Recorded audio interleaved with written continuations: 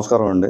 మాకు ఇవాళ morning somewhere around 12:00 ఆ టైంకి ఒక సమాచారం వచ్చింది. దాని నిమిత్తం మేము మా డీఎస్‌పీ గారి నోటీస్‌లో నెట్టి, సీనియర్ ఆఫీసర్స్ నోటీస్‌లో పెట్టి సెర్చ్ ప్రొసీడింగ్స్ తీసుకొని ఇక్కడ పీచుపాలెంలో ఓఎన్‌జీసీ ఓల్డ్ సైట్ దగ్గర ఒక హౌస్ అన్నారండి, ట్రిపుల్ స్టోరీ బిల్డింగ్. ఆ బిల్డింగ్‌కెళ్ళి వాళ్ళతో అడిగి ఇంట్లో అదే వాళ్ళ హౌస్ సెర్చ్ చేసాము. హౌస్ సెర్చ్ చేస్తే మాకు 2,27,94,000 క్యాష్ దొరికింది.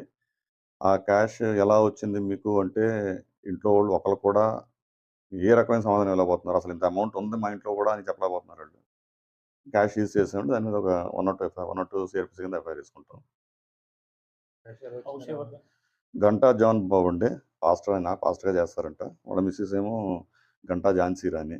వాళ్ళు చెప్పడం ఏంటంటే, ఆవిడ పూర్తిగా చెప్పట్లేదు గానీ, amount is being sent by daughter Ganta Jyotsna అన్న అమ్మాయి. వాళ్ళ డాటర్ హైదరాబాద్‌లో ఉంటది. తను ఏదో బిజినెస్ చేస్తానంటుంది. వాళ్ళ అల్లుడు పొద్దున్న 50 లాక్స్ క్యాష్ తీసుకొచ్చారు. మాకు అది మెసేజ్ వచ్చింది.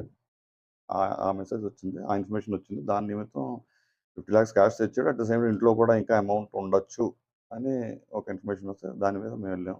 ఇంట్లో కూడా ఫర్దర్ క్యాష్ దొరికిందండి. అస్సలు ఏమీ చెప్పట్లేదండి. ఏమీ చెప్పలేకపోతున్నారు.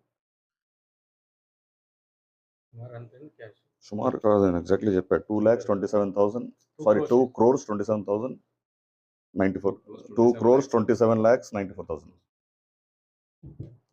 మరి రికవరెంట్ క్యాష్ అంతా చేయాలి. మీరు సీజ్ చేసిన క్యాష్ మేము దీన్ని 102 సీఆర్‌పీసీ కింద ఎఫ్ఐఆర్ వేసుకొని ఐటీ డిపార్ట్మెంట్‌కి అప్పచెప్తామండి. ఇన్కమ్ ట్యాక్స్ డిపార్ట్మెంట్‌కి అప్పచెప్తాం. యాక్షన్ తీసుకుంటారు. పడండి. యాక్షన్ వాళ్ళ మీద యాక్షన్ ఇంకా వాళ్ళు తీసుకుంటారు. మనీకి అకౌంటబిలిటీ చెప్తే ఓకే. అదర్‌వైజ్ వాళ్ళు లీగల్‌గా ఏం చేయాలో చేస్తారు.